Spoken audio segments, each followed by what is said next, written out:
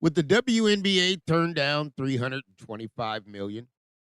I don't think so, and I don't think it's possible. But yes, indeed, the WNBA turned down $325 million from former Boston Celtics owner, and that's Steve Pagliuca. Now, here's the challenge you got going on with this. When the WNBA, the Celtics minority owner Steve Pagliuca reached an agreement to purchase the Connecticut Sun, there was only one challenge with this. He never applied for expansion with the WNBA and didn't follow the protocol. Now, the Mohegan Tribe, obviously, they're looking at the 325 million, and WNBA has come back and said, "Well, wait a minute.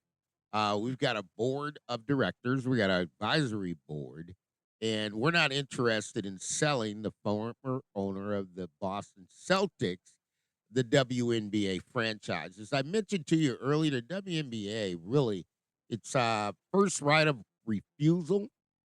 What does that mean? The WNBA is looking to sell franchises to NBA owners and not to go outside of the group. And with the NBA owners controlling 42%, and also the investors who are really on the NBA side as well, got the other 16%. They're looking to manage the boat and get people in cities where they want to be. And that one there really it really challenges everything that the WNBA somewhat believed in, right? Because let's take a look at that. When you have that, and Pagliari, they reached agreement back in April the 2nd. However, Cathy Engelbert sits on the board, the WNBA Board of Governors, and really they just are going to really dictate. And this was come in by front office sports. But here's what further complicates the matter: is Mark Lacey, the owner of the NBA Bucks, also matched the 325 order offered to the WNBA. And here's where it gets a little tricky: the WNBA is turning down both of the offers. Right? They're saying, no, we're not going to sell it. We got an offer that we're going to keep in house of $250 million. Now, the WNBA wants to buy the team. Here's the challenge that goes in.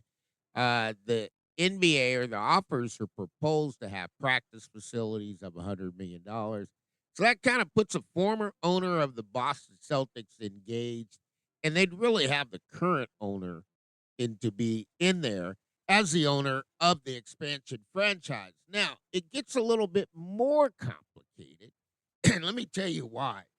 An investor group, PAGS Group, supported the Massachusetts governor, Maria Healey, and Rhode Island Governor Daniel McKee has offered to acquire the Connecticut Sun with the objective of keeping New England's WNBA team in New England, right? So here's the problem. The central to our proposal enable the Sun to play longer in capacity arenas in New England. Our offer is subject to obtaining the required league approvals, and in this case, for all such transactions. You can't do a buy or a purchase if you haven't put in an application.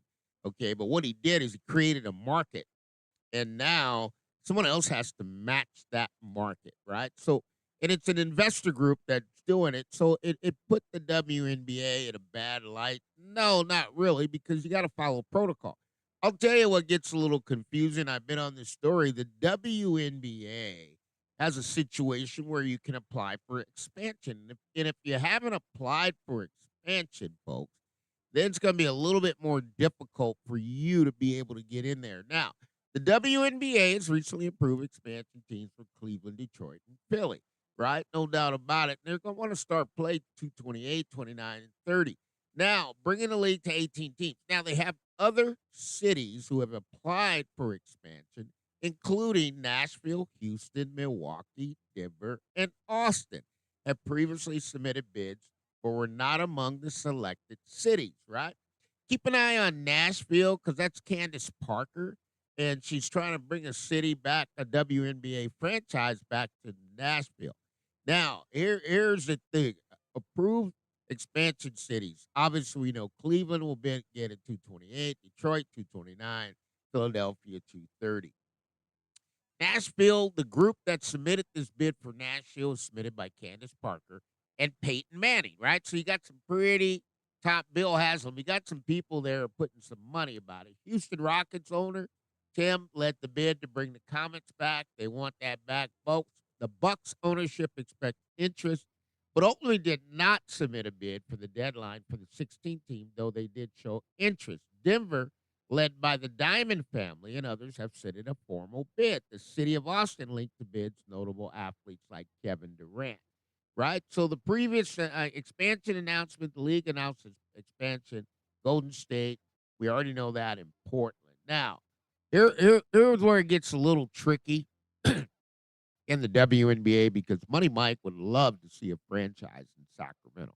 That can't happen, folks. And the reason that can't happen is the board of advisors, right? The Cathy Engelbert and the board of advisors, they approved for the Sacramento Kings owner to have a franchise in Portland. Now, you can't be on both sides and you can't double dip, which means if Sacramento, even if they wanted to bring back a franchise, they can't because they consider it double dipping by the owner.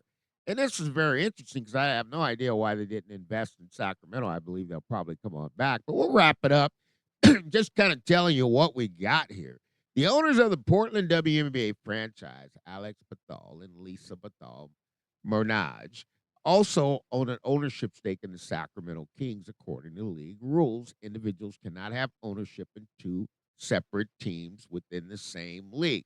This represents a potential hurdle for Sacramento WNBA expansion bid if the Bathal family involvement in both the Kings and a potential Sacramento WNBA team were to violate WNBA ownership regulations. Conflict would need to be addressed.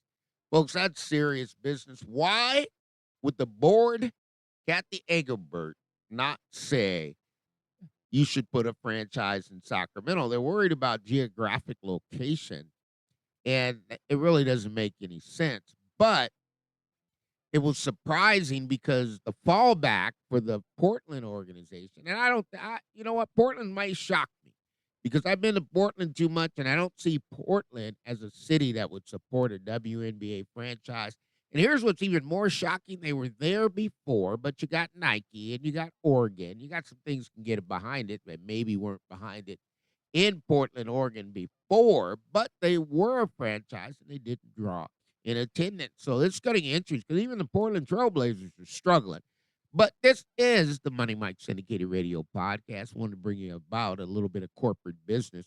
NBA Board of Advisors, Board of Directors turned down the $325 million from the former Boston Celtics owner, and rightfully so. He wanted to skip protocol. He didn't apply for an expansion application.